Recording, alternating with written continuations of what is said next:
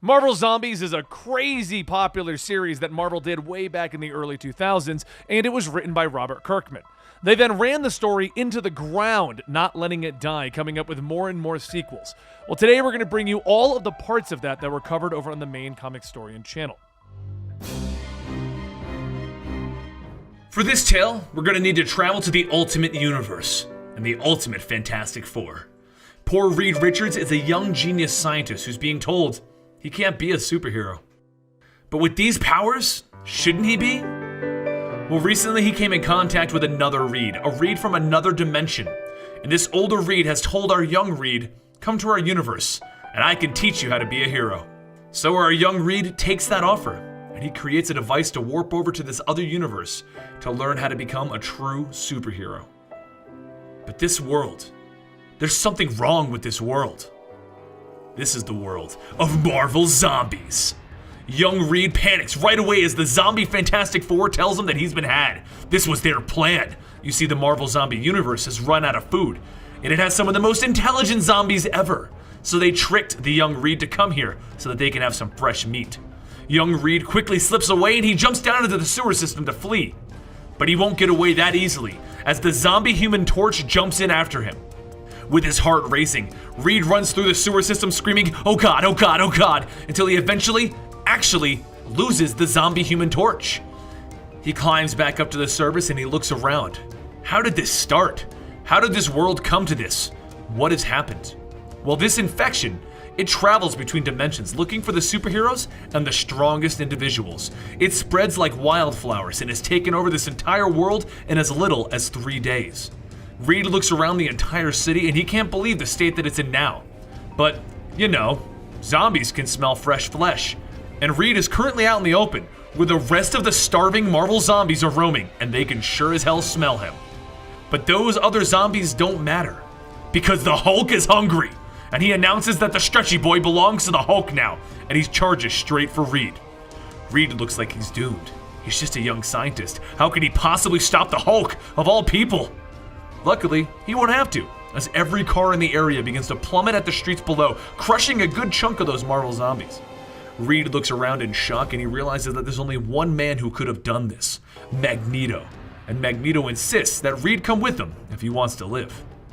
Magneto leads Reed to his hideout and explains that he is the last superpowered being alive in this world.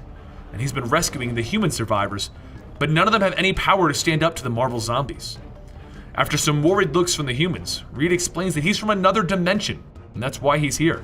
He was tricked into coming to this world by the zombie Reed Richards. Magneto then looks panicked, and he looks at Reed and he says, "You just opened a doorway back to your world. Your world is already doomed." Meanwhile, back at the Ultimate Fantastic Four universe, Sue, Johnny, and Ben are looking for where Reed went into his lab. When the zombie Fantastic Four comes through the portal, ready to feast on this new world. The Ultimate Fantastic Four quickly run out of the room, and they lock the zombie Fantastic Four behind 5 layers of airtight doors and gas the entire room, making them rather easy to handle. Maybe in their zombie state, they weren't as smart as they thought they were. Back in the zombie universe, Wolverine begins to smell the air. He can smell Magneto, Reed, and the other humans. So much fresh meat. The zombie superheroes begin to attack Magneto's secret hideout, and Magneto realizes one thing. If there's a portal open that's going to a safe world, that's where they can go. They can go hide out in that other world, and if they can get there before the Marvel zombies, that's their one hope for survival. They just need to get to the Baxter building and travel back to Reed's universe, all of them, and they can escape this together. They quickly run out the back door and they run back into the streets, only to run into the rest of the Marvel zombie superheroes. Magneto looks at everyone and he says, "This is gonna be difficult." And then all of the zombies turn blind. Looks like the rest of the Ultimate Fantastic Four has shown up, and Sue Richards made all of the zombies' optic nerves invisible. Now with his friends here, Reed works with them and they defeat all of the remaining zombies, and everyone flees to the Baxter building. Once they get to the dimensional portal though, and restore power and put up force fields, Magneto realizes that he needs to stay here. Somebody has to destroy this device from this side of the portal, or the rest of the zombie horde will just follow them through and destroy the new world. The Ultimate Fantastic Four also realize that this is the only way, and everyone waves goodbye to Magneto as they all warp back to the Ultimate Universe. Magneto makes peace with himself, and he destroys the entire Baxter building, leaving no way for the Marvel Zombies to follow through to the Ultimate Fantastic Four universe. And so ends one of the most horrific nights that Ultimate Fantastic Four Reed has ever had, and it brings him closer to becoming a superhero, and it brings the Ultimate Fantastic Four closer together. They also have new captives in the Baxter building, because those 4 zombies that came through and got gassed, well, they're now just prisoners in the depths of the Baxter building. Meanwhile, back at the zombie universe, after the explosion went off and destroyed everything, the zombies survived, and so did Magneto.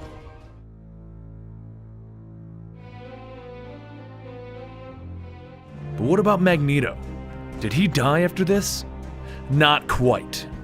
While he did destroy the Baxter building and the transdimensional device, he survived, and so did the zombies. And while he put up one heck of a fight, he couldn't take out everyone, and eventually, they ate him. Well, this is when we learn that when the zombies eat, they're no longer consumed by the urge to feast, and they actually get to look at their situation. They're still themselves, but they no longer heal, they no longer feel pain, and parts of them are decaying and falling off. But they will be like this for a little bit longer since they just feasted, and they realize that there's no longer any food on this planet. So what are a group of genius Marvel zombies supposed to do before they get hungry again? Well, they don't have to think about that for very long, because just then, the Silver Surfer comes down to say, hey! The zombies chase after him, but they lose him rather quickly as he's kind of on a silver surfboard and moving very fast. While they're all standing around trying to figure out what they're gonna do, Hank Pym decides to take his leave of the group to supposedly go find his wife, and he heads off, ensuring that he'll be back soon. But Hank doesn't appear to be looking for Janet. It's almost as if he's walking around trying to hide from everybody. Like maybe he's trying to hide a completely uninfected T'Challa that he's been secretly eating from everybody. Well, Mr. Hank Pym is actually trying to solve this whole zombie problem, and he's using his secret stash of T'Challa Twinkies to keep his sanity.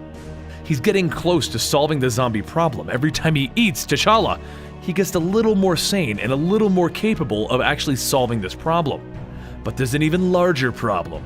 He wasn't as sneaky as he thought, because just then, Janet showed up as she followed him to his little secret hideaway, and she demands that Hank share this meat with her. How could he be hiding these T'Challa Twinkies from her? But Hank simply says no, and he bites her head off. Well, I guess the Janet problem has been solved.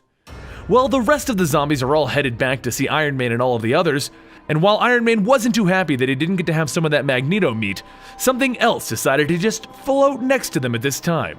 Silver Surfer has returned to let the zombies know that Galactus is on his way to their planet so he can consume it. But the zombies all just stare at him, and they decide that that looks like some really good silver meat. They all jump right away to attack him, and they learn that his cosmic powers can cut their zombie flesh like butter. First, Iron Man is cut in half, and then Wolverine's adamantium skeleton literally tears through his own arm, allowing his flesh to just dangle there. But eventually, even with his cosmic powers, the Silver Surfer couldn't stop the zombies from eating him. And they discover that once you peel back the candy silver wrapper of the Silver Surfer, there's some juicy cream filling on the inside. And what's interesting is that the zombies discover that if they eat this cosmic imbued cream filling, they're imbued with cosmic powers just like the Silver Surfer. Meanwhile, while Hank is all fighting for some of that juicy Silver Surfer cream filling, our T'Challa Twinkies wake up and he begins to walk off, and he decided to take the severed head of Janet with him. You see, since she's a zombie, her head still functions, and she begins to torture T'Challa by asking him if she can just nibble a little of him. Just give her a little. You know, she needs to solve this hunger problem. Maybe he can just give her like a pinky finger? Maybe she can just eat a pinky finger? But T'Challa begs her to stop. It's a little disconcerting to have a friend of his wanting to eat him, especially since she obviously has no stomach, and this is all a mental thing. It's not going to solve any of her problems. Back with the rest of the zombies, things get a little bit more bizarre as Galactus arrives demanding to know where his herald is. And Hank Pym replies, we ate him, and we're still hungry. But being that this is Galactus, there isn't much they can do to fight him, and they run off planning to figure out a way that they can stop him later. So Hank leads them to his secret lab, where he discovers that T'Challa has escaped. So he better work quickly while he can think, as his hunger has been solved from Silver Surfer. Back with T'Challa, he finds himself confronted by Magneto's followers from Asteroid M. And at first, they think that he's a threat and they attack him. But T'Challa defeats the Asteroid M humans with only one arm and one leg. And once they all agree to stop fighting, T'Challa grabs Janet's head and he brings her along with them, so that the remaining humans, T'Challa and the head of Janet, can all head to Asteroid M and get away from the planet that's obviously about to be destroyed by Galactus. And once they get up there, they take the head of Janet so that they can find a cure, while T'Challa meets with the man in charge of the asteroid. His name is Forge. While back on Earth, the Marvel zombies seem to have figured out a weapon that can fight against Galactus. It combines all of their new cosmic powers into a single focused, cosmic-powered beam. And it works. It knocks down Galactus, and it's time for some giant purple meat. But as they knock him down, he lands in the middle of all the zombie supervillains. Well, this leads to the eventual. The super cosmic powered heroes of the Marvel Universe versus the non-cosmic powered villains. Do I even need to tell you which side of this fight wins? Well, with the supervillains gone and Galactus on the ground, the Marvel zombies have one hell of a feast. 5 years later, the human survivors of Asteroid M come down to the planet to see if they can help the Marvel zombies. They discovered that if a zombie doesn't eat, eventually, it'll just stop having its hunger. And they took the head of Janet and put it into a robotic body. But they discovered that the zombies aren't here. And since the planet is still here and not destroyed by Galactus, where did the zombies go? Well, once they ate Galactus, they became Galactus. And now they go through space devouring any world that has an alien race that has a good juicy cream filling.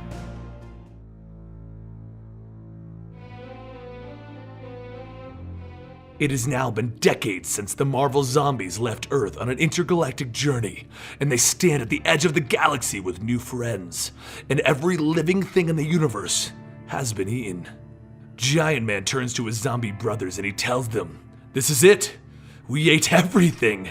And Thanos tells everyone, "This is Hulk's fault. He eats twice as much." So Hulk hits Thanos' zombie's head so hard that it explodes into pus and guts. Giant Man then turns to the other zombies. "We ate everything in this universe, so it's time for us to explore the multiverse. And in order to do that, we'll need to go to Reed's teleporter back on Earth. It's time to go home." But back on Earth, there are survivors. We find this out as a young boy finds the head of Hawkeye, left there to rot for decades. He begs the young boy to save him, bring him elsewhere. He won't bite, he promises. You see, when the zombies were eating all of Earth, a few survivors were on Asteroid M, and once they deemed the Earth safe to live again, they went home. Being the only surviving leader, Black Panther was placed in charge of what would now become known as New Wakanda. He was also joined by Janet Van Dyne, a zombie that isn't hungry at all, because as Black Panther, Forge, and their scientist Reynolds have found, the zombies eventually just aren't hungry anymore, and they go back to being the way they were before they turned into a zombie. As proof, Janet brings the head of Hawkeye that Black Panther's son just found. They're interrupting a heavy debate as to what should be done about the children of the community, the Acolytes, because the children are starting a problem, and soon Forge is worried that they'll overrun the community. But now the discovered head of Hawkeye is a bigger concern, and Forge brings it to Reynolds for experimentation. They discover that Hawkeye is in fact normalish again. Well, as normal as someone could be when they've been separated from their body for over 50 years and buried in rubble. With knowledge that it is now confirmed that the zombies can turn back to normal, Black Panther goes to bed for the evening, when suddenly an assassin breaks into his bedchambers and stabs him in the stomach while he tries to sleep. He kicks the assassin over, and Janet runs in to protect him seconds too late because he's already bleeding out on the floor. Realizing that there's no other options, she bites him, spreading the zombie disease. Then, with her hunger returning, she gets up and she tries to dive on Black Panther's wife, but he gets up and he grabs her. "No, help me eat the assassin, Wasp." They munch on the assassin and then they regain their sanity, which happens right after they feast on somebody. Wasp and Black Panther lock themselves up until the pain of hunger can pass. All the while, the Marvel superhero zombies are growing closer. With the leader of New Wakanda locked up, the leader of the Acolytes, Cortez, takes this chance to convince everyone that they need to follow him now. He can help them repopulate a new Earth, and they can't be following a zombie. A monster should not be ruling them. He then starts to get people together to go kill their old zombie leader. So Forge, Reynolds, and Hawkeye all let them out, and they try to smuggle Black Panther and Janet out of New Wakanda. But as they make to the exit, they're confronted by Cortez. But this internal struggle is already at an end, because the Marvel zombies have returned. Hulk lands first and he grabs a human and begins munching, while Giant Man realizes these humans were left behind and they can turn them into a breeding farm. He can repopulate the humans just so that they can eat them. He then grabs Hulk, holding him back, telling him to stop. If Hulk eats them all now, they won't be able to turn them into a breeding camp. He won't be able to breed humans for feasting. This is too much for Spider-Man, and he shoots a blast of power cosmic at Giant Man. They haven't eaten in so long that Spider-Man is starting to come to his senses. And this isn't what they do. They were superheroes, and now Giant Man is coming up with ways to breed humans? Missing half his head and brain doesn't matter, because Giant Man is a zombie, and he orders the other zombies to kill this twit. Spider-Man must die. I'm tired of his jokes. But Spider-Man isn't alone, as Luke Cage is coming to his senses as well, and he joins up with Spider-Man. Zombies and humans begin to battle it out while Reynolds is looking for a plan, and his answer is to turn on the force field, one that not even the zombies can get through. He turns it on, cutting Luke Cage in half and taking off the leg of Giant Man. Seems like it was a good idea, except that they also trapped Gladiator inside of the force field. Spider-Man tries to talk Gladiator down, but you can't talk down a man that once commanded the Shi'ar. Gladiator punches his fist through Black Panther's chest, and then he tears Spider-Man in half. Wasp tried to tag him with her wasp stingers, but they just didn't do anything to him. Everything seemed doomed until someone stomped on Gladiator's head using some of Iron Man's old armor. Using it as a distraction, Spider-Man and Luke Cage both blasted Gladiator with the power cosmic, killing him by destroying his head.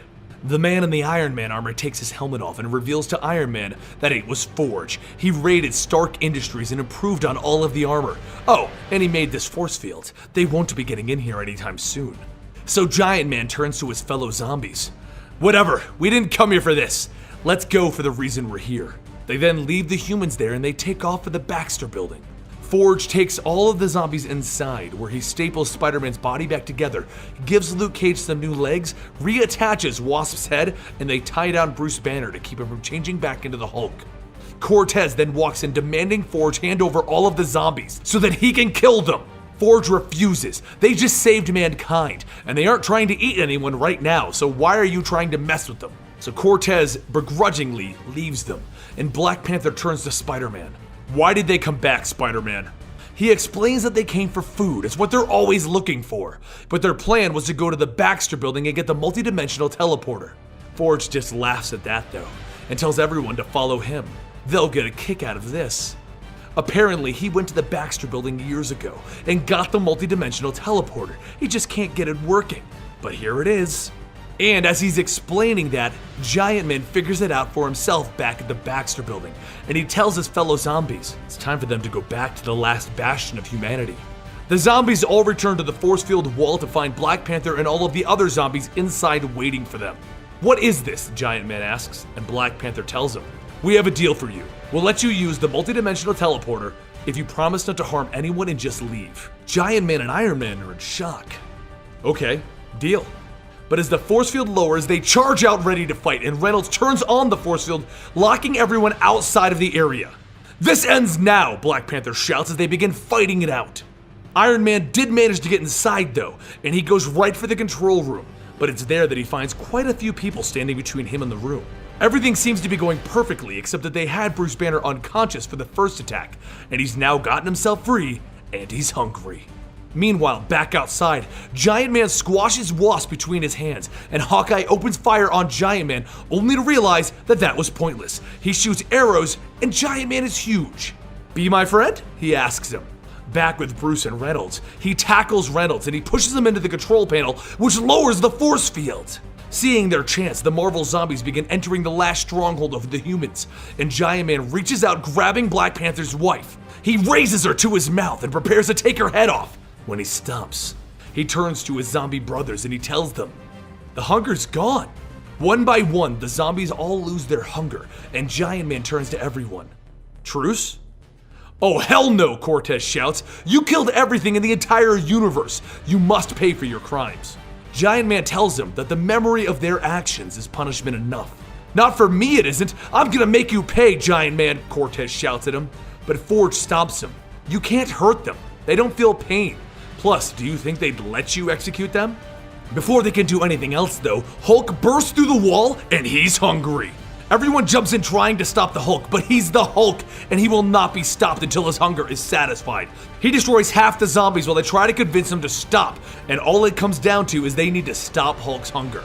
So Reynolds sacrifices himself. Without Wasp, he has no reason to live. Hulk eats him and reverts back to Bruce Banner, where all of the power cosmic zombies blast him in the head, killing him once and for all. And that's it. The zombies help the humans rebuild, and as they dig through the rubble, they find the head of Wasp. She survived. After 3 weeks have passed, Giant Man spent his time rebuilding the multidimensional teleporter. The goal was to give the humans a better world to live on, and once it's complete, he calls a meeting of all of the zombies. But that's when they find out the reason Forge couldn't repair the teleporter.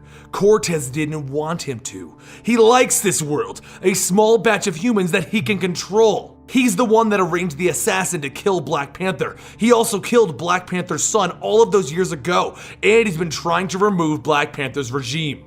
And with that, he flips the switch, teleporting the zombies out of this world and into another. Forge runs in asking Cortez what did he do, and Cortez knocks him out. They're gone for good. They're someone else's problem now.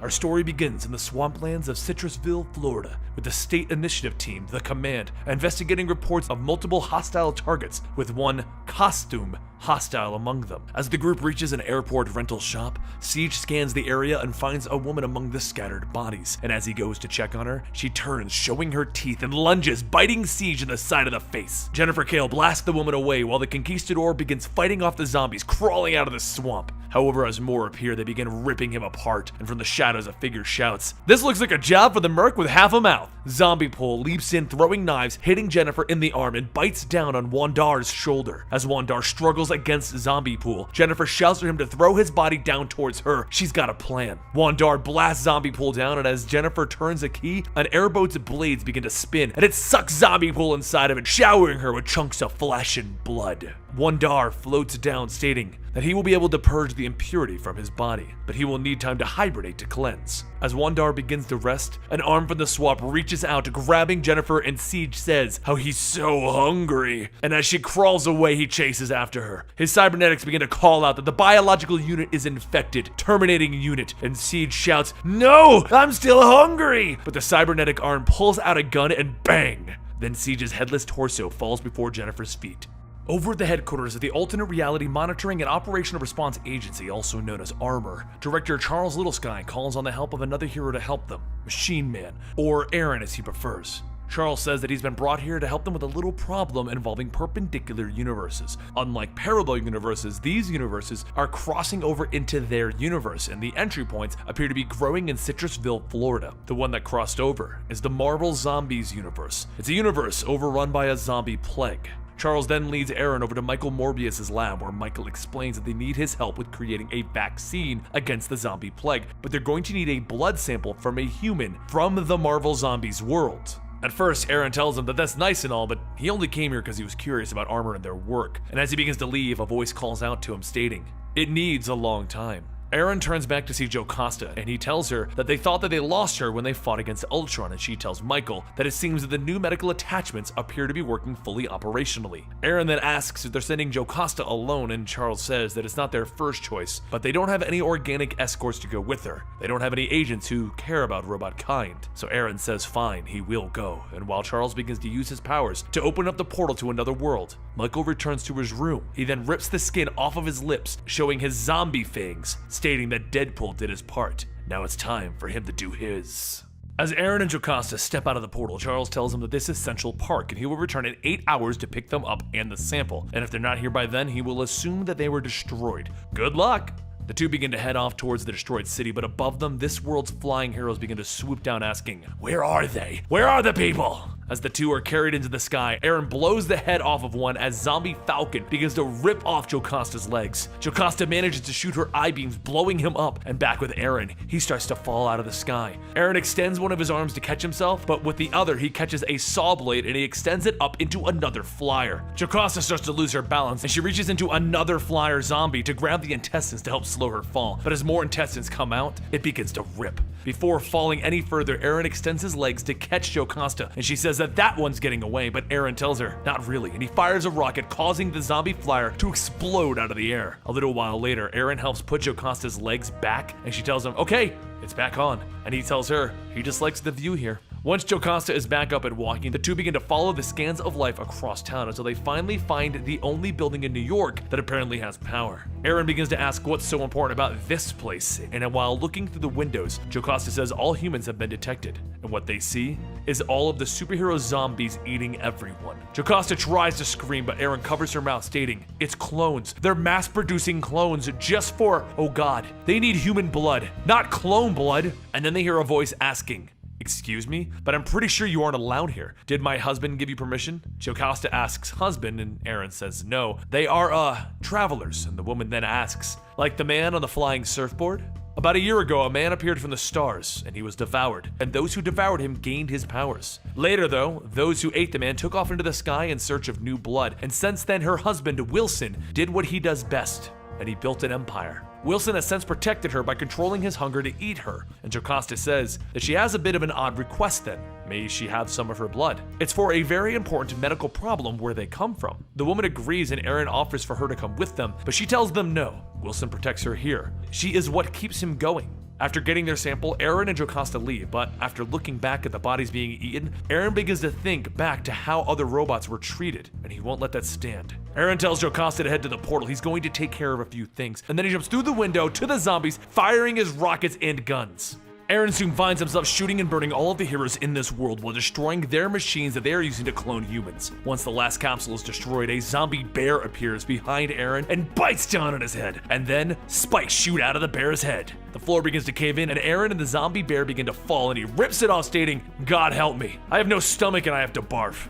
As Aaron begins to pick himself back up, he sees a floating zombie Stephen Strange with a spell window, and as he looks at it, he sees armor. Kingpin, who is actually the man named Wilson, steps out stating, yes. After we had found Dr. Strange, he was only able to cast 2 spells. One was to make mana fall from the sky, and the other was to create interdimensional windows. And we have found your reality, all of your wonderful Avengers. The gospel loves to spread to superhumans. See, we only exist to spread the hunger gospel, which is why we sent one of our counterparts in to replace one of your armor people. So once you return with the sample, Michael will create a vaccine and spread the zombie plague, and your world will fall. Aaron points his gun at Kingpin, stating that he loves it when a bad guy has long monologues. It gives him time to. And then her hair reaches down the pit, grabbing him. Medusa screams for him to die, and then Aaron blows her head off, and zombie Ghost Rider rides through shouting, how vengeance hungers! With his other arm, Aaron changes it into a sword, cutting Johnny's head off, and he looks back at the bike and he smiles. Seconds later, the building explodes as Aaron rides off on Johnny's bike, while Kingpin tells everyone to bring back whatever part of Aaron feels pain, so that he can stab it repeatedly.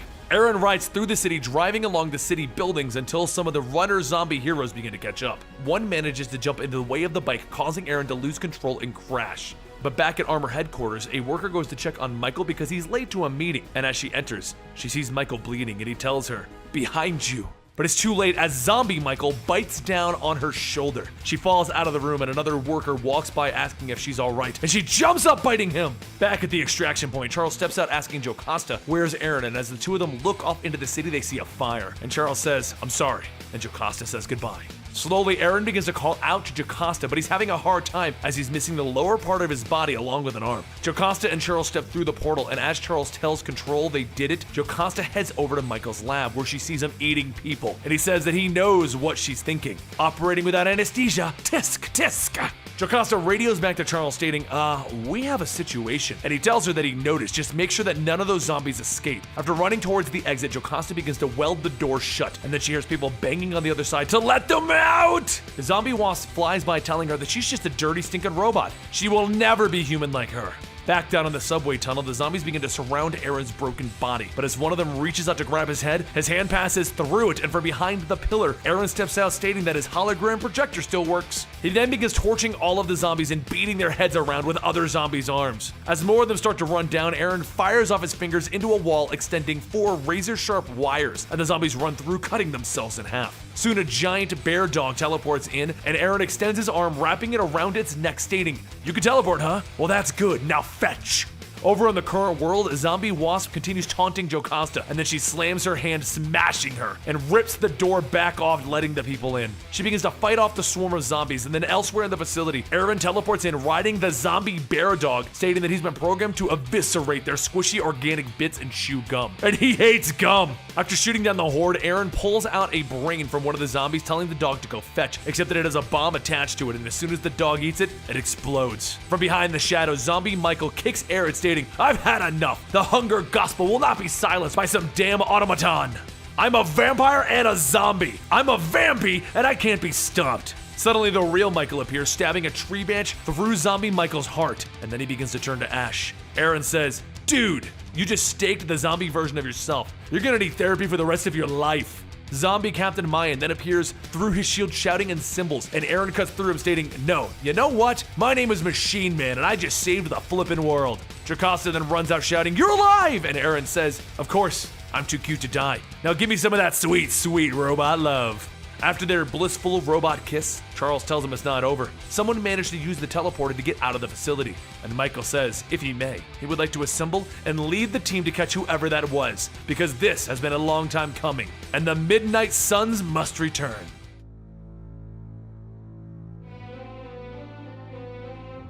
The 2 zombies that escaped the armor facility were teleported to the middle of the ocean about a week ago, and since then have been biting a lot of the undersea dwellers, and they're now attacking a cruise ship.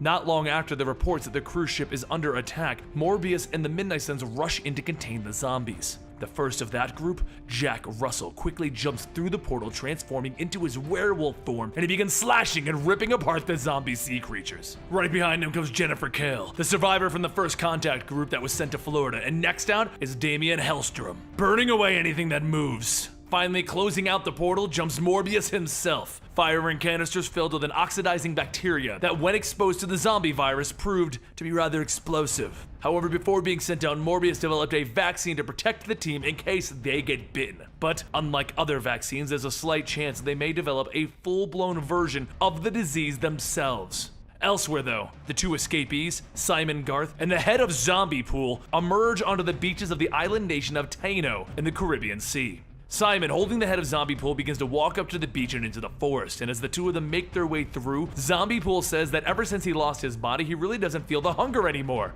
Who knew losing 93% of your body would mass cure your zombiness? Now it's just time to settle down. But as Zombie Pool goes on talking, Simon doesn't say anything, and Zombie Pool tells him that's what he likes about him, just letting his actions speak for themselves. But where are we going, Simon?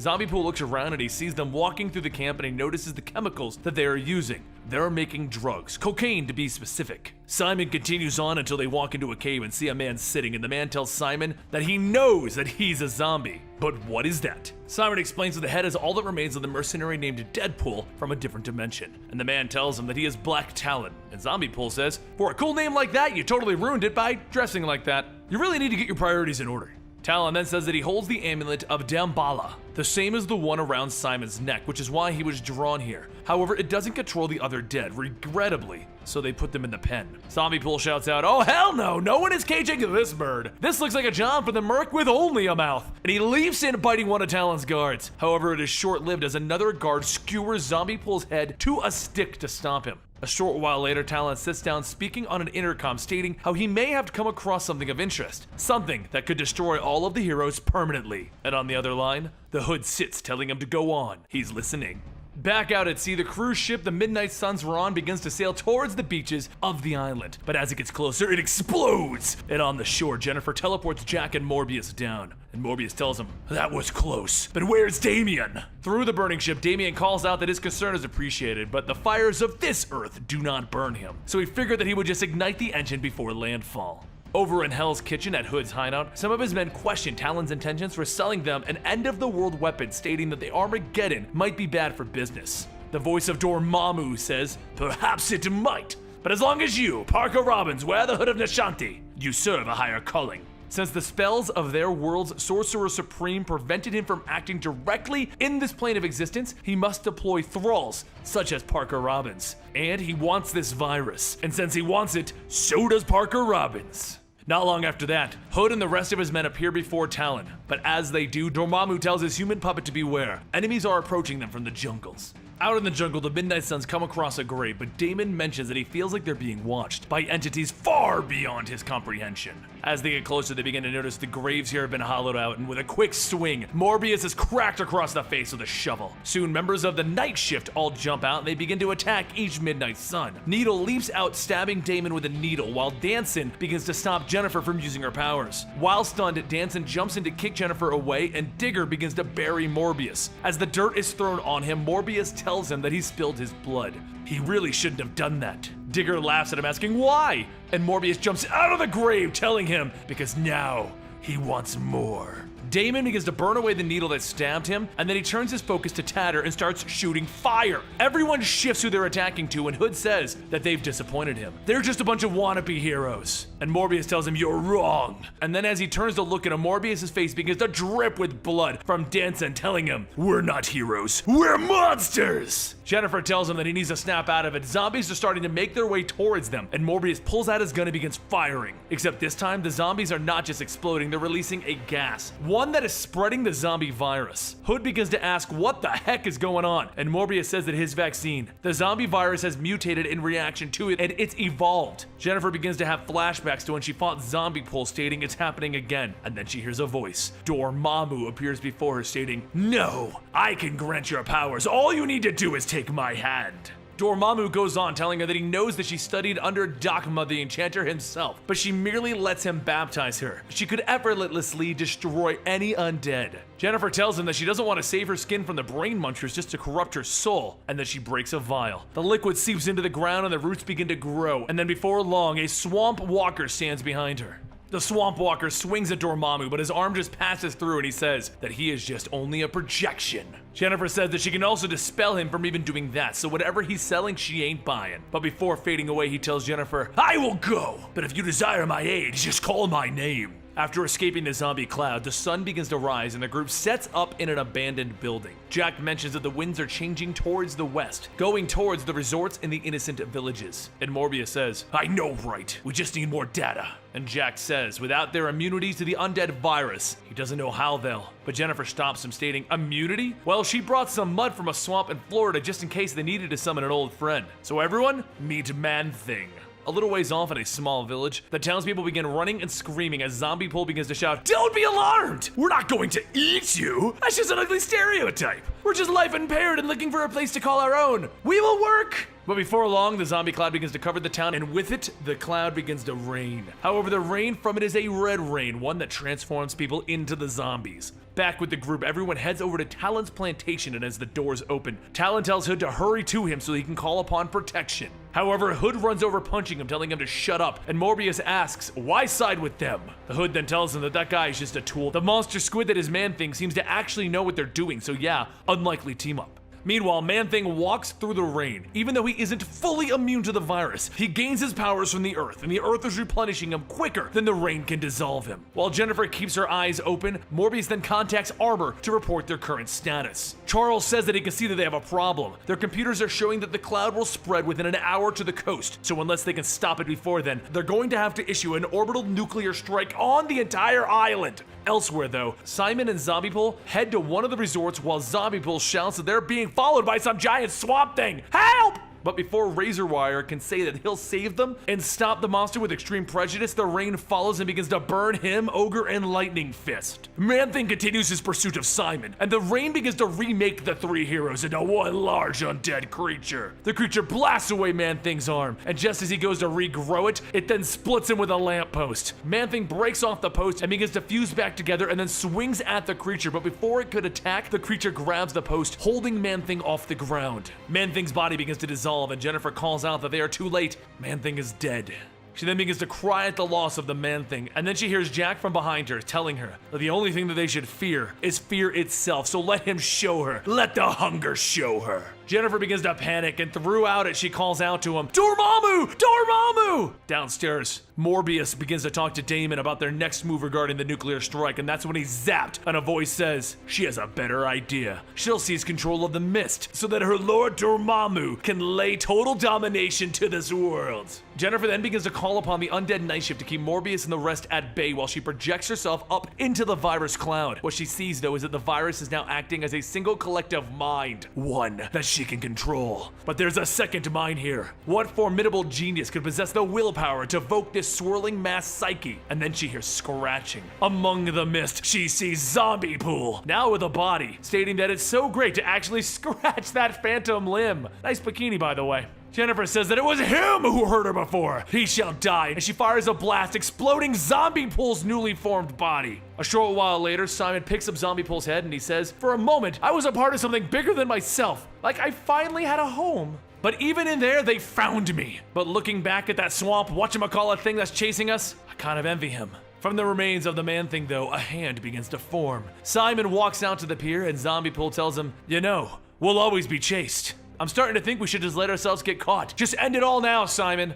Back in the plantation, Jennifer begins to attack Damon, and he tells her that she's not Jennifer, and a voice tells him, of course not. It's Patsy, your wife. Patsy leans in telling him, how about they just forget about this Dormammu nonsense? And he pushes her back and Jennifer begins laughing, calling him a weakling. Damon grabs a hold of Jennifer, telling her that she doesn't have to run. They are the Midnight Suns. They bring the light to darkness. Slowly, Damon's arm begins to burn, and then Dormammu begins to scream no as Jennifer begins to reject him from inside herself. While Morbius continues to struggle with Jack, he calls out to Jennifer, stating that he studied Jack before they left. His biochemistry changes under a full moon. Jack Russell might be infected. And as Morbius throws him away, Jennifer says, but not the werewolf! And she casts a spell, shining moonlight, and Jack changes. Once Morbius helps Jennifer back up, she says that they need to transform the hive mind into something. And Morbius grabs Talon, telling him that they need his voodoo. Together, Jennifer and Talon begin to channel the hive mind, and Talon says, who are they going to use to contain the virus mind? They destroyed all of his zombies. And then everyone hears a creak and sees Simon.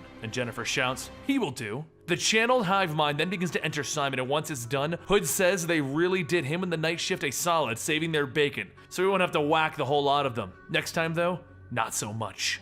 Everyone looks at Simon, stating that they need a new place to contain Mr. Garth, with him being the sole carrier now, and his only friend Zombie Pool is dead. Elsewhere though, out at sea, Zombie Pool is on a boat singing, thank you, Simon, you're the best friend a head has ever had.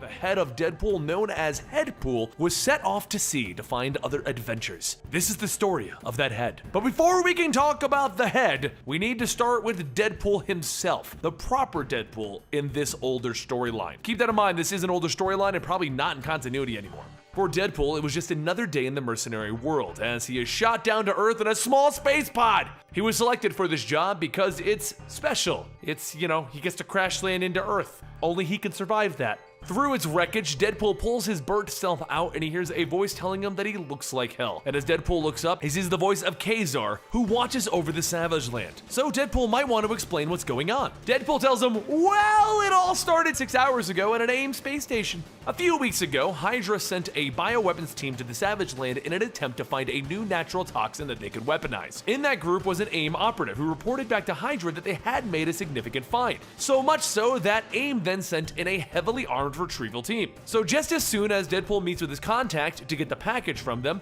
he'll be out of his hair. But as Deadpool begins to get dressed, Kazar looks at him and tells him to follow him. There's something that he would like to show him. After traveling for a little bit, Deadpool stops and says, by Odin's beard, that's a statue of me. Kazar says that he needs to look into this Hydra thing, so go ahead and take care of yourself. But as Kazar leaves, Deadpool begins to wonder why these cavemen possibly think that he's a god. Maybe they'll treat him like royalty if he walks down there. However, as Deadpool tries to think about what to do next, a hand reaches out and he quickly turns around, punching the person! And one of the voices in Deadpool's head says that they may have just punched a girl. And Deadpool catches her, stating that he's so sorry. You can't sneak up on a guy with mad ninja skills. After rescuing the woman, Deadpool asks her who she is anyway. She tells him that her name is Dr. Betty Swanson, his AIM contact. She was supposed to have the package ready, but the headhunters have been very active lately. First, they're going to need to head to her observation blind to prepare for how they're going to get the package. So she'll leave the planning to the hotshot mercenary named Deadpool. Deadpool thinks about it for a moment and then he says that he's got the perfect plan. She'll be so impressed with his cleverness. But it's a complex plan,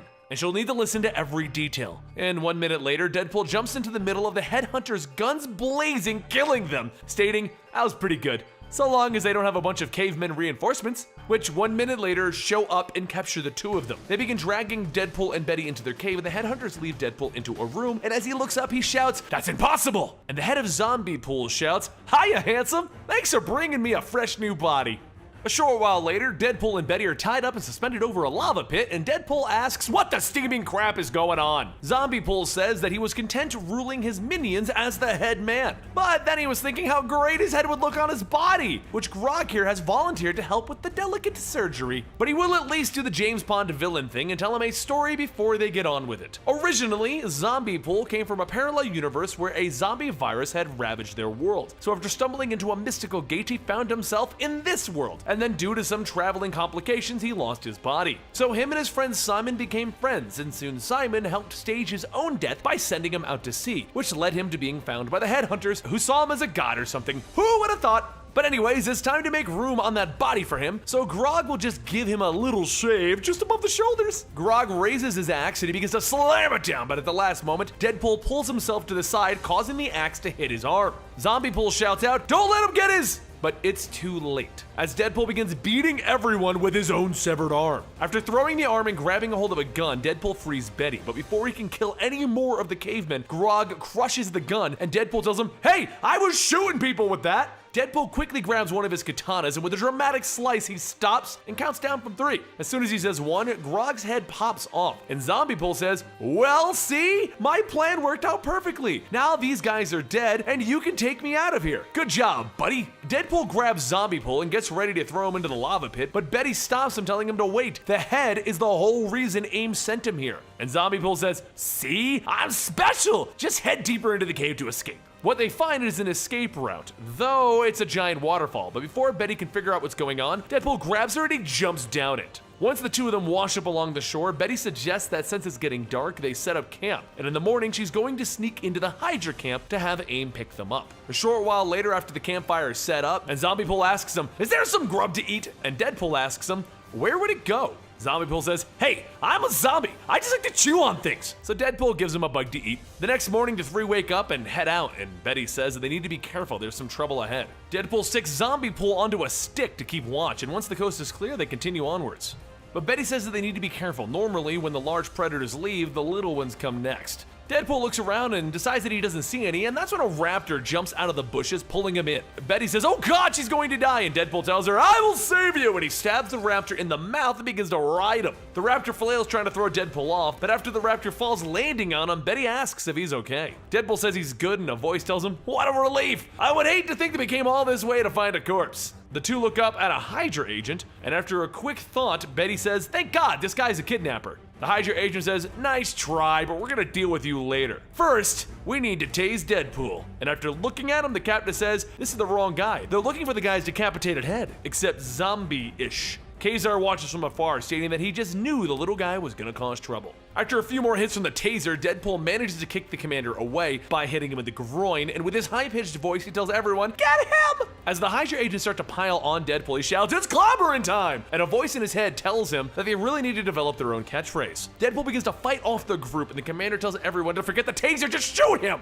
Suddenly, the soldiers open fire as Betty watches, and as Deadpool's body falls to the ground, the commander looks back at Betty and tells her that he wants the bioweapon. He wants it now! But as the two of them talk, a little voice calls out to him, and the commander looks down to see Zombie Pool telling him, "Hey, you should feed me!" Elsewhere in the jungle, Kazar runs out of the brush with his tiger Zabu, thinking that it should attract the help that they need, and that's when a T-Rex starts charging towards them. Back with the Hydra agents, one of the soldiers states that they have an incoming emergency pointing at Kazar. The commander says the guy in the loincloth is hardly an emergency, but the soldier says not that. He's talking about the T-Rex following him. The T-Rex charges through, chomping down on the soldiers just as the headhunters begin their attack to reclaim Zombie Pool. The commander begins issuing orders to each squad, and Zombie Pool asks, "Did you ever think in a million years you'd be issuing orders like, 'Engage the dinosaur'?" As the battle between the Hydra, the T-Rex, and now the headhunters begin, Betty tells Deadpool to please get up in a slightly mean tone, followed by a lot of explicitives. Deadpool asks why. Did I miss something? And Betty points to the battle, stating, yeah, you're missing everything. The headhunters begin piling onto Deadpool, and he notices the commander fighting off everything while still holding onto Zombie Pool. A headhunter then tackles him, causing him to throw the head, and Deadpool tries to grab it, but instead it lands on the shaman stick, and Zombie Pool shouts, hooray, I'm a deity again! That is until he gets eaten by the T-Rex. Deadpool breaks free from the headhunters and he finds one of the Hydra Gatling guns just as Zombie Pool's head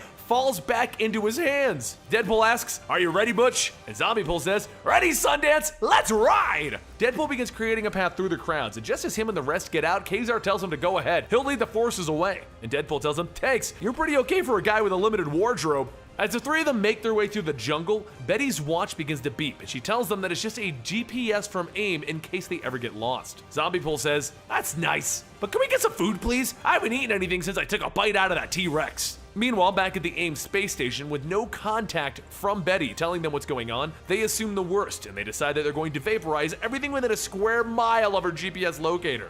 Back on Earth, the now zombie T-Rex chases after everyone, and Betty climbs up a tree telling Deadpool to hurry, they need to get higher up. Deadpool starts to climb up, but as Betty reaches for him, the T-Rex snags a hold of one of Deadpool's straps, and all he can do is grab her watch. The T-Rex tosses Deadpool into a tree, and Betty asks if they should help him, but Zombie Pool says, nah, he's pretty durable. Let's say we get some flapjacks. Up in the space station, the crew begins to charge and fire their lasers while Deadpool tries to escape the charging T-Rex. But after getting out into a clearing, the watch begins to beep again and Deadpool stops asking what it could mean. Maybe it's an alarm! Maybe she needs to take a pill! What if she needs to take her birth control? And then a shadow looms over, the shadows of a foot, and it stomps down on him. The light begins to shine in the sky and Deadpool asks what that could be and the entire area explodes! Betty watches the explosion go off, but Zombie Pool says, don't worry, he'll be along sooner or later.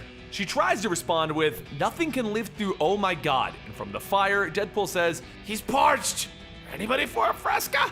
After regrouping, the three go back out and stumble upon a Hydra aircraft. Deadpool sees one of the guards step out eating a sandwich and asks if there's cheese on that, and then he punches him taking the sandwich. Once Betty gets on board, she begins to hit liftoff, and Deadpool says that he's really gonna miss the Savage Land. Maybe he should build a summer home here, a little cottage near that volcano. But as the team takes off, the Hydra commander looks up seeing Deadpool and he says he really needs to find a way to kill that guy. He then pulls out his communicator to radio down another ship to pick them up. He also tells the captain of the battle frigate to move into attack positions.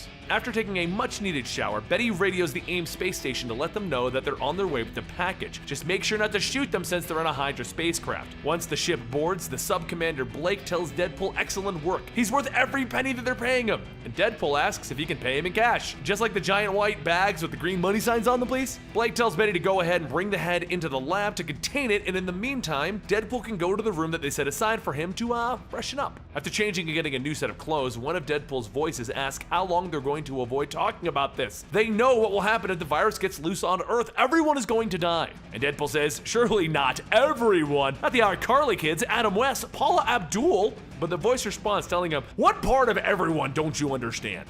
Deadpool begins to shout, oh god, we gotta get the head back. And another voice says, now we only need a random occurrence to provide a convenient distraction. Suddenly, the Hydra frigate opens fire on the AIM space station. While the two forces begin battling, Deadpool makes his way over to the lab, breaking out Zombie Pool, and Zombie Pool asks him, oh, did you miss me already? The explosions begin to go off, and Zombie Pool asks to bring him up to speed. He explains that Hydra is attacking, and they're going to escape on a spaceship, but first they gotta get Dr. Betty. And Zombie Pool says, forget her! I think she wore a lot of flannel, if you get what I'm saying.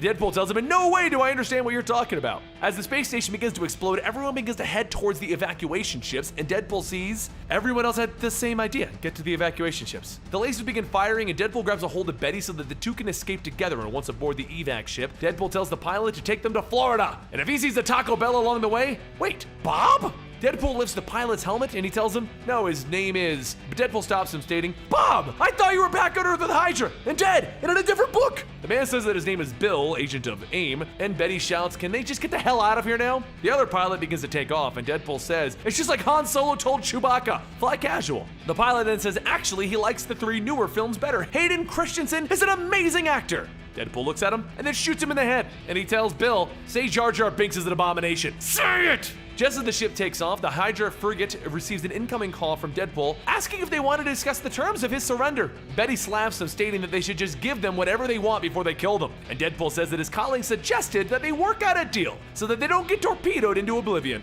You guys still want the head, right? Well, I'll jettison it out the airlock and you just give me some time to escape and we all get what we want. Everyone wins! The commander says that he agrees, but if Deadpool double crosses him, so Deadpool releases the package out the airlock and Hydra secures it, allowing Deadpool's ship to leave. But just as the commander opens up the box, he sees that it's not zombie pool, it's a bomb. And after the bomb explodes, Deadpool tells Bill to just go ahead and take them to Florida. Warp Factor 5!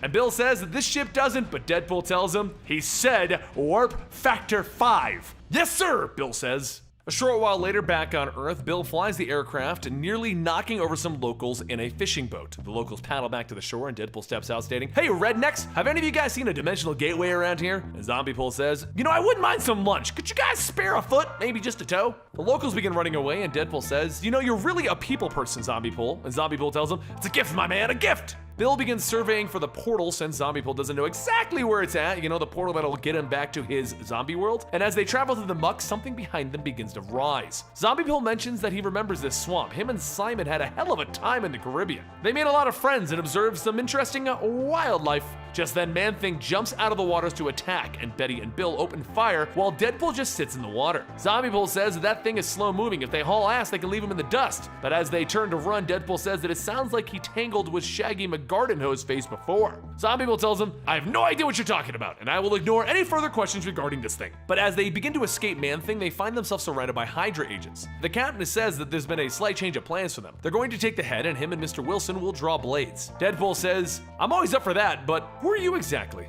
"Who am I?" says the man. "I'm Lord Baron von Tito Habsburg Rothschild Falcon the Seventh." Falcon pulls out his sword, telling Deadpool that he will carve him into so many pieces that his healing factor won't even be able to bring him back. But just before he attacks, the Man-Thing grabs the two guards. Falcon looks back and says that he may be at a disadvantage now. Nevertheless, he will still be more than a match for Deadpool. Deadpool says that he accepts the challenge, holding out Zombie Pool's head. And just as Deadpool begins to pull out his sword, Falcon begins to swing. As the two swords meet, Deadpool says, "Turn your head and call, Falcon." And he asks, "What nonsense is he talking about?" Oh.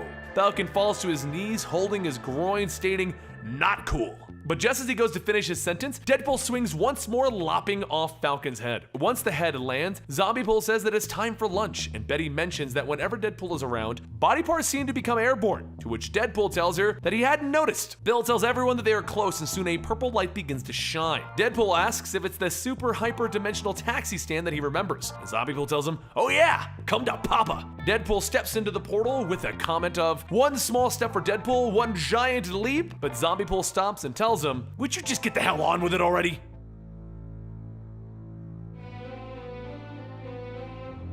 And after jumping through it, Deadpool and Headpool found that their journey wasn't as simple as just going back through the portal. When the two popped out, they find themselves in Canada, with Major Wilson of the Canadian branch of S.H.I.E.L.D. running things. So after a quick battle with his rather gorgeous self, the two jumped back in the portal and ended up in another world, also not overrun with zombies. This time though, instead of finding Deadpool, they find Lady Deadpool, who was in the middle of fighting Captain America. Deadpool decided that he didn't want to pass up on the chance to get some, and fantasizes that he had helped Lady Deadpool and the two of them are kissing. But both quickly realized that this was a terrible idea, and he jumped back in the portal. Next, they found themselves in the Wild West with the Deadpool the Kid, Kidpool. Except Deadpool stopped caring about all of this and killed him, and then went right back into the portal. To everyone's surprise, they wound up in the original universe with Betty and Bill. Betty tells him that she thought he was getting rid of that zombie head. They were gone for like 10 seconds. And Deadpool asks, "How is that even possible? Do you even know what we just went through?" And a voice tells them, "Perhaps I can answer that.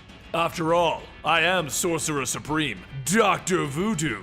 Voodoo explains that because the two of them have been jumping from universe to universe, they have been creating a disturbance in the portal's cosmic awareness. So he will realign the gateway so that they now may complete their mission. But be warned, the portal will only stay open for so long. Deadpool tells Voodoo that if he's going to be Sorcerer Supreme, he should grow out a mustache. Doctor Strange had a great mustache.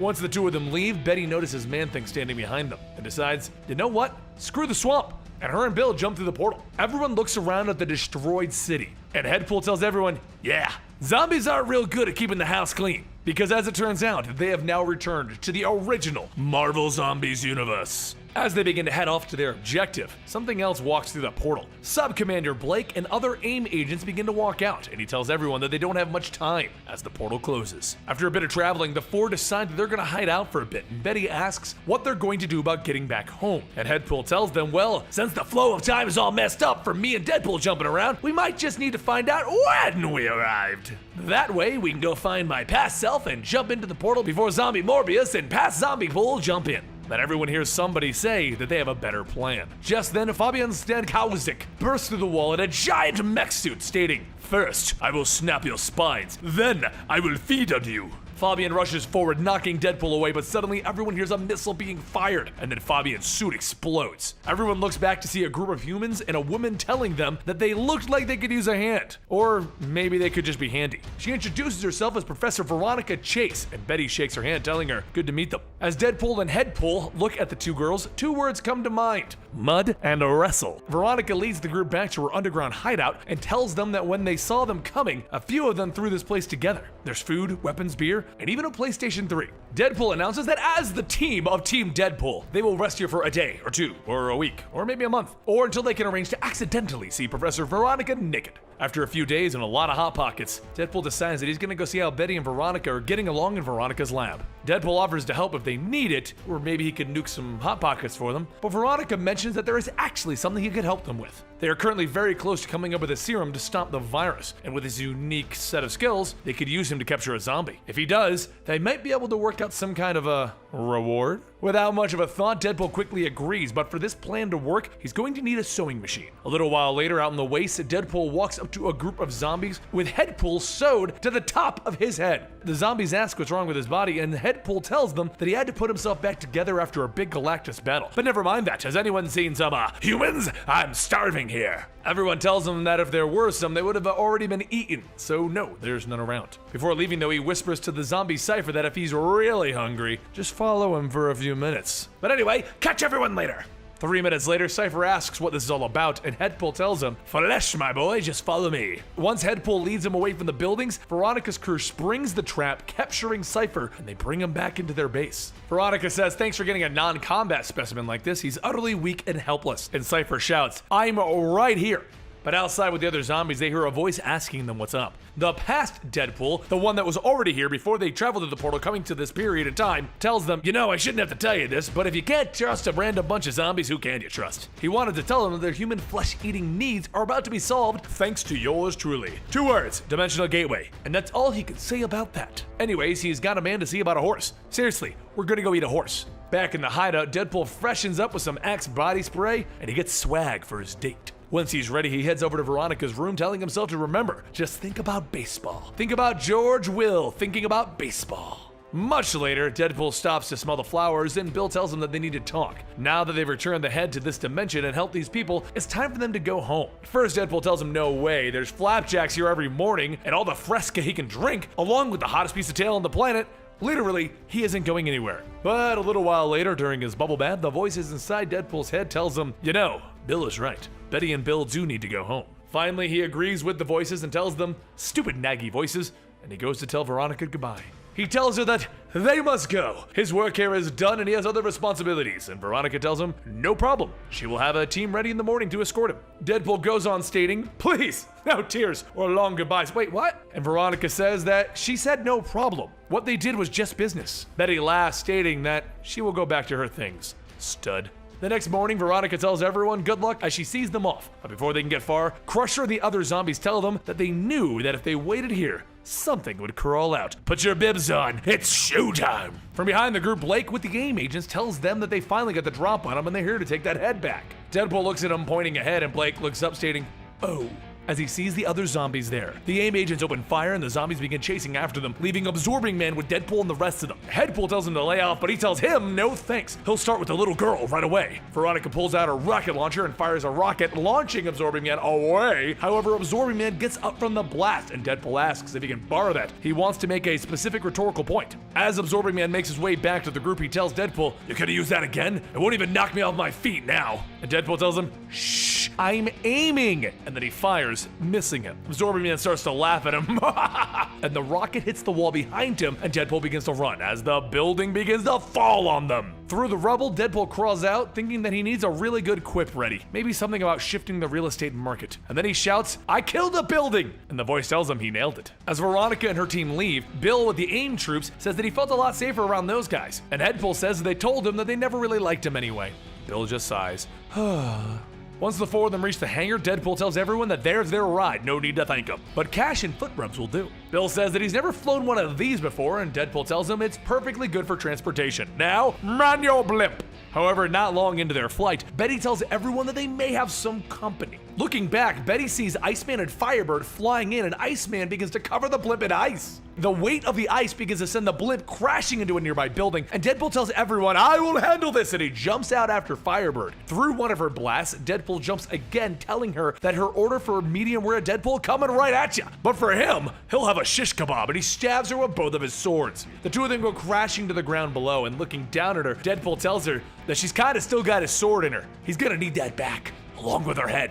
Back up in the building, Betty and Bill try to fight off Iceman, but he tells them that he was an X-Man. Do you really think guns are gonna stop him? Ice starts forming around Betty, and he grabs a hold of her, stating that he doesn't mind having to work a little for it. It'll make the taste all that much sweeter. Meanwhile, back at Veronica's hideout, her and the team start to rescue the others that were trapped in the hideout as the building that Deadpool shot fell on them.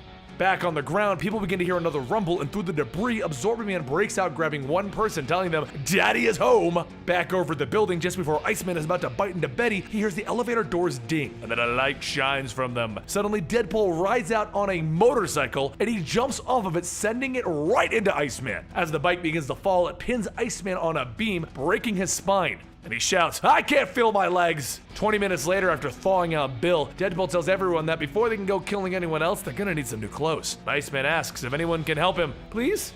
Mommy?" 30 minutes after that, Deadpool and the rest of them find a clothing store with 70s and 80s clothing, which everyone suits up in except for Headpool because he's just a head. You really can't get clothes on that. Now that they have their fancy new digs, Deadpool tells everyone that it's time for a new blimp. Just let him call Veronica for help.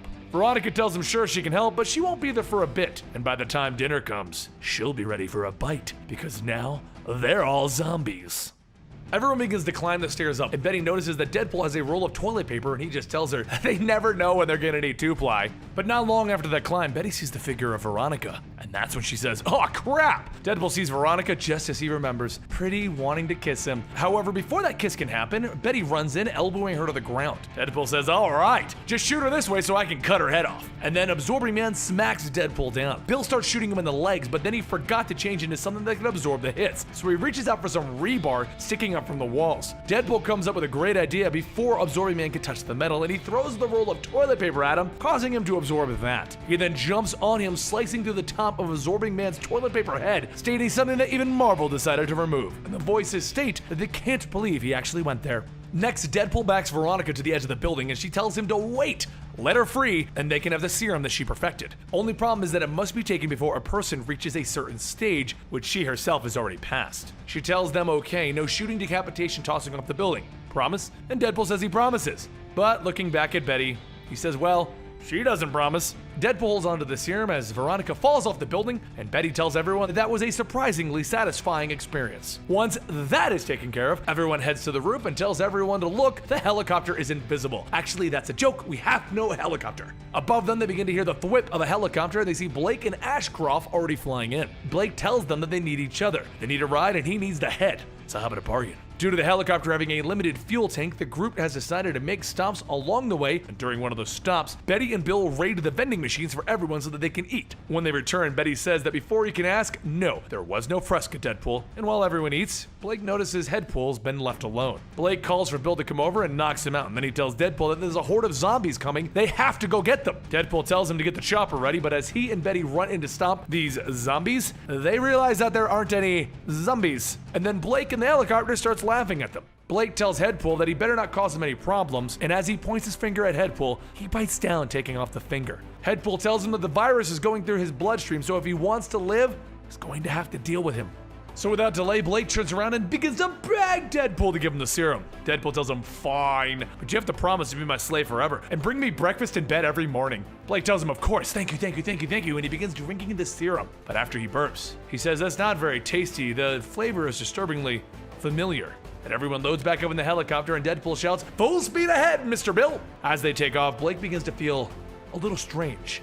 And Deadpool looks at his watch stating, and right at the 18-minute mark. Betty asks what he's talking about and he tells her he just needed to see how long it took for the virus to take effect. And Blake then asks him, what did I drink? Deadpool tells him, well, I had about 20 cans of Mountain Dew at the last stop and my bladder was about to pop. He then kicks Blake out of the helicopter. Ashcroft begins to cry through his helmet stating, I quit! And Deadpool tells him, buck up, buddy. He never treated you right anyway. One tank of fuel later, Bill tells everyone that the tank is bone dry and they're about to crash. Right about now. The helicopter comes crashing down into the swamp, and once they get out, Bill mentions that this place seems very familiar. And Betty shouts that this is the same place that he crash landed in the other dimension. Deadpool tells everyone to put a sock in it. It's time for them to march through the swamp. Again, after a bit of sloshing through the swamp, the group takes a break and Deadpool begins to talk to himself. He looks up and sees Bill staring at him and he tries to tell him, yeah, I know I said that out loud, so what? Elsewhere though, Deadpool begins to take his shirt off when he hands his katana to Betty, telling her that she needs to hack his arm off for his plan to work. At first, she tells him what the hell does it, oh forget it, and she begins to hack away.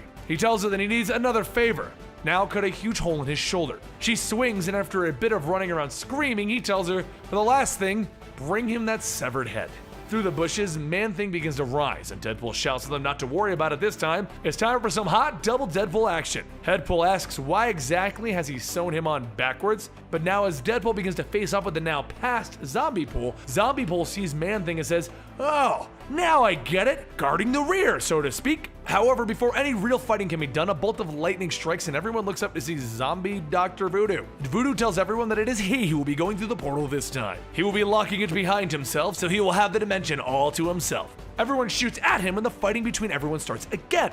While Betty manages to tear apart Zombie Man-Thing with her gun, past Zombie Pool hacks away at Deadpool, getting Deadpool's head back off of him. He tells him that it seems that he would have had a much better chance in a fight where he's surrounded, but in a one-on-one, this whole plan of sewing on the head to his shoulder didn't work so much. He then tells everyone congrats on the fully functioning limbs, but he has something that he won't ever have again, and that's friends. As Betty and Bill point their guns at his head, he says, well, they do look delicious, and the two fire until there's nothing left past Deadpool's head. Voodoo incinerates everyone else and then turns his focus to Deadpool, telling him that he will be the first to feed on his blonde friend there. But suddenly a gator jumps out of the water, pulling him down, and Bill says, this place is lousy with gators. Deadpool then takes the serum to stop the zombie virus from spreading since Deadpool was stitched onto him. And Deadpool shouts, are you guys forgetting something? And Deadpool tells him, a deal's a deal, and he puts Deadpool's head on his past self's headless body. Zombie Pool jumps back up, stating, I can feel it! My healing factor is kicking in, and now I'm hungry! Back to the buffet! And he jumps through the portal. Deadpool then says he freely admits he did not see that coming.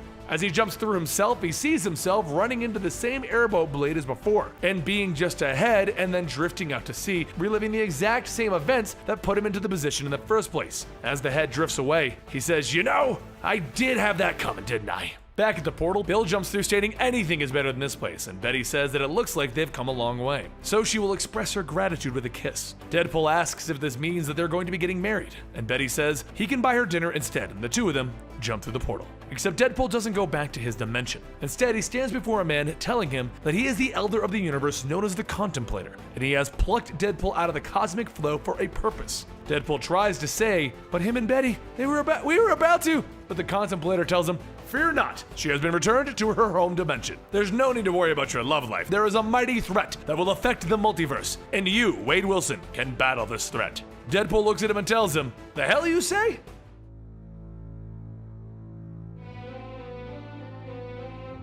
On Earth Z, zombie Peter Parker tries to tell Cortez not to do it, but before he can finish his sentence, he sees that it was too late. He looks around to see a new, vibrant world, unpolluted by his kind, and he decides that it's time to try and find the others. He leaps off the building, and with the loss of his cosmic powers from changing dimensions, he uses his veins to swing through the city. With no one in sight, Peter reads the newspaper and sees that not only did he get sent to a different dimension, he was also sent back in time, around the time that this world's Peter Parker was in college. but also that this is the time when mob leaders were also trying to decipher a tablet that reveals the key to eternal youth. "That's it!" he shouts, ripping the paper. "If he can get that tablet first, he can rid himself of this curse. He will no longer be a zombie." Over at Empire State University, zombie Peter is looking down at his younger self and Mary Jane, but this time instead of eating her, he decides that he must save her. Suddenly an explosion goes off and the Sinister Six begin their attack to take the tablet. Zombie Peter begins to smell Craven's scent, but he decides that he must control himself. But those jungle herbs, they make him want to feed. Peter jumps on Craven and he begins biting and ripping at his throat, and everyone just stops. And one by one, Peter begins killing the remaining members. First, he punches Mysterio through his dome, pulling out his brain, and then uses Electro to electrocute Doc Ock. Vulture tries to get away, but Peter jumps up, ripping his arms off, and then he uses them to cut Electro's head off. Last standing is Flint Marco, and he shouts, "What are you doing? You're breaking all of the rules!" And he runs away. Inside of the university, Kingpin grabs the tablet, but seeing Peter taking out the Sinister Six, he decides that it will be him who finally stops Spider-Man. Kingpin jumps into attack, and Peter lunges at him, and chomp, chomp, chomp. Kingpin didn't stand a chance. Elsewhere in the alley, Flint continues to run away when this world's Peter Parker swings in, telling him, "Not so fast, Beach Boy." Flint looks at him and begins beating him down by punching his face into the ground. He then tells him, "You want to eat people, huh? Then eat this!" And then Flint begins to fill Peter with sand, so much so that his stomach becomes bloated and fat, and then pop, he explodes. Back at the university, zombie Peter continues to feed on Kingpin, and he thinks maybe he should just feed on the bad people. That way innocent, but then he turns and sees everyone that he bit killing all of his friends. Peter gets up killing all of the villains again, shouting that he was going to save them! What a joke he is! He's no superhero, not with this face. He then starts to rip the skin off of his own head, exposing nothing but muscle, stating, "Wherever I go, there won't be a hero, I'll be a monster!" Up on the blue side of the moon, the Watcher decides that it is time that they must transgress their sacred oath by not interfering with the worlds. But as he goes to contact the other Watchers, a shadow looms over him, and giant man Hank Pym, who's a zombie, bites down, stating, "I'm lucky that we were teleported away. Now I can eat the entire multiverse." 2 years go by, and Hank Pym finally figured out how to teleport himself back to Earth. In this world, Tony Stark became a drunk who started to lose control of his company. On his desk, though, a device alerts of a cross-world breach down in the basement. But because of its condition, it shorts out and catches fire. Tony mentions that that device is something Reed Richards found in the Watcher's lab, but had no clue what it was. Happy decided to check it out and heads down into the basement, but as he walks in, he notices some stalactites. Just then, Hank bites down on him, telling him, "I know the device is here, now you'll lead me to it." Happy begins walking back into the lobby and begins biting everyone until Rhodey blows away his head. But while the zombie infection spreads, Tony and Pepper sit in Tony's office trying to figure out if this is what the device warned them about. Still unable to make out what it is, Tony tossed it in with the rest of the scrap metal and decided that it was time to have one last drink. Over in the men's bathroom, Rhodey finds the Iron Man suit and begins blasting his way to Tony's office. As he walks in, he sees Pepper being attacked, and Tony just drinking. Rhodey goes to fire another blast, but since Tony forgot to charge the suit, he just smashes in the zombie's head. Rhodey asks if Pepper's okay, and as she turns, they see the infection is already turning her, and Tony throws up in her face. She runs away screaming, and Rhodey asks, "What was that?" And Tony tells him, "Actually, this vodka is supposed to be a cure for cancer. It has millions of nanometer-sized machines suspended in sterile alcohol. Though it never worked in trials, it seems to be tearing the disease apart. Only problem is the zombies have to ingest it." Rhodey then plugs the suit into the charger, and Tony tells him that it will take hours that they don't have. So he's gonna have to get into the factory wing so they can get the speed charger. Zombies begin to shuffle into the office while Hank sneaks in to grab the Watcher's device. Tony says that as of now, Rhodey will be Iron Man, and he finishes his drink while the zombies begin to eat him, telling them to go on. He's full of nanobots. Rhodey blasts his way to the factory wing and he grabs the speed charger, telling everyone Iron Man is here, and he's on his way to help.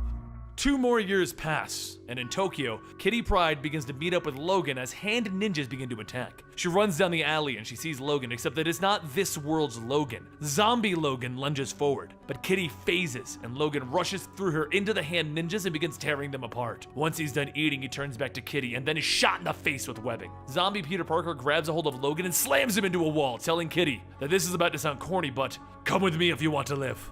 Peter leads Kitty to his lab, explaining that what she saw was a zombie. He goes on to tell her about how he came from a different dimension where the zombie virus surfaced, and it spread across the world, killing everyone. Zombie Logan was teleported here and has since been feeding on people unchecked, but with his research, he has created a vaccine. It won't change him back, but it will save him, dampening his appetite. The virus overwhelmed Zombie Logan's healing factor to create the vaccine. He will need this world's Logan's blood.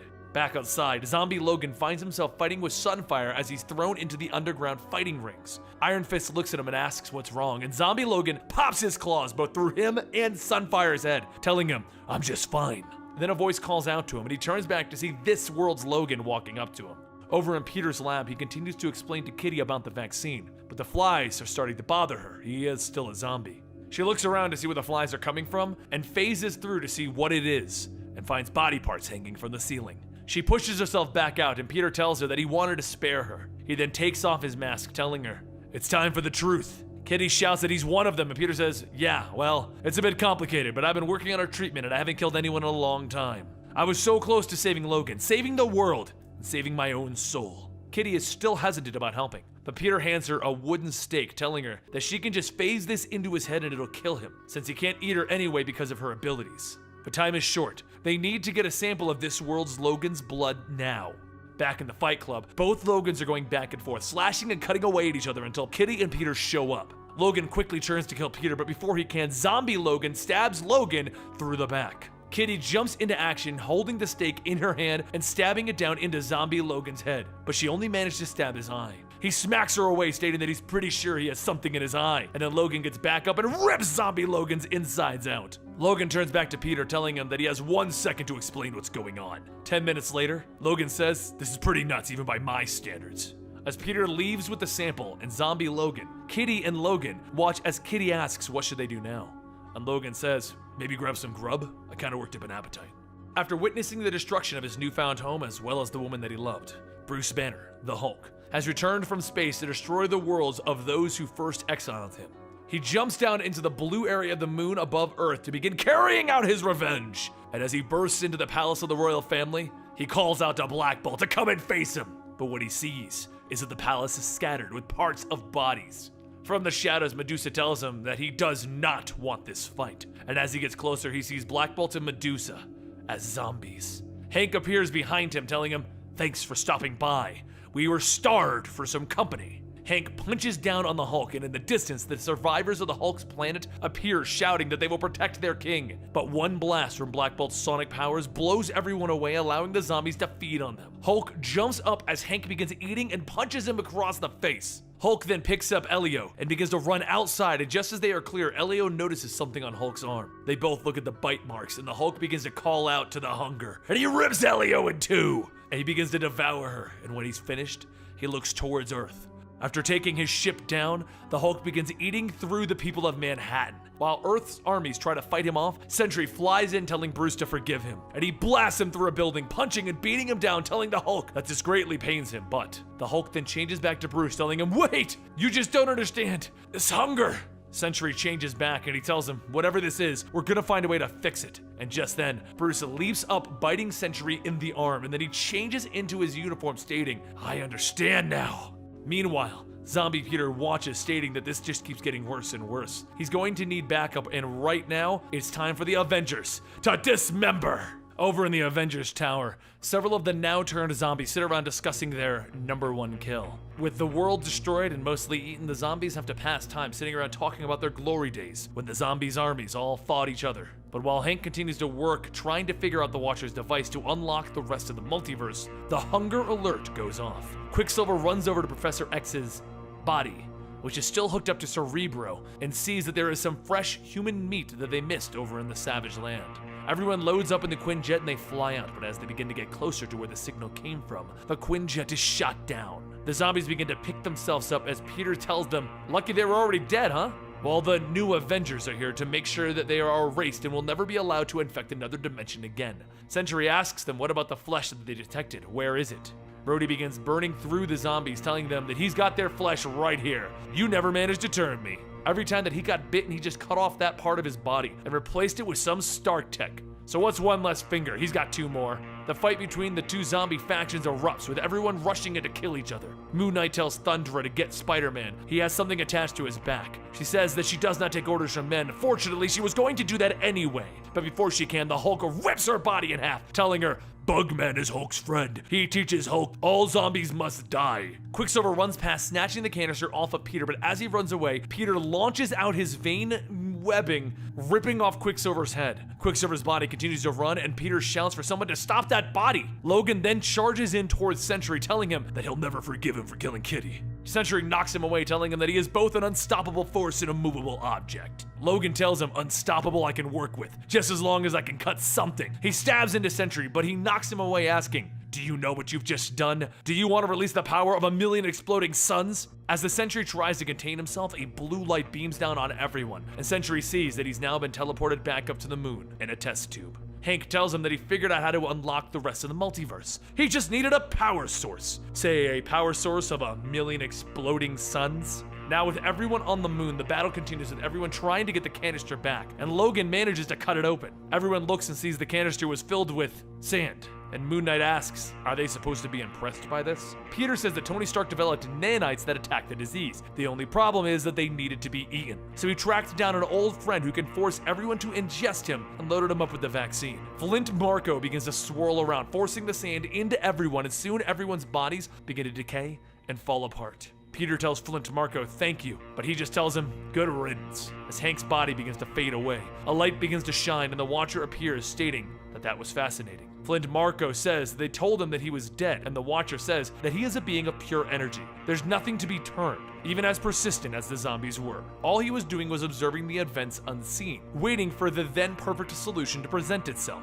Using the power of the Sentry, the Watcher goes on stating that this terror shall never begin, because it never truly began. With a flash in the sky, the human Avengers appear. Thank you for watching today's episode of Comicstorian Full Story. Let me know in the comments down below what you thought about this and who your favorite superhero is. And don't forget, you can check out the Comicstorian main channel to get daily videos. You can join us over at Comicstorian Movies, aka Absolutely, the podcast channel, to get our opinions on everything going on in the world of superhero movies, comic books, and video games. Or you can join us over at Mangastorian, where we talk about manga. And don't forget to click the link down below to support us further. This hot sauce is a hot sauce that we have created. Hatch and jalapeno is a flavor that we created, which involves infusing whiskey into a hot sauce. No, it's not alcoholic, and yes, it is FDA approved. Anyway, once again, thank you so much for watching today's video. I'll see you next time.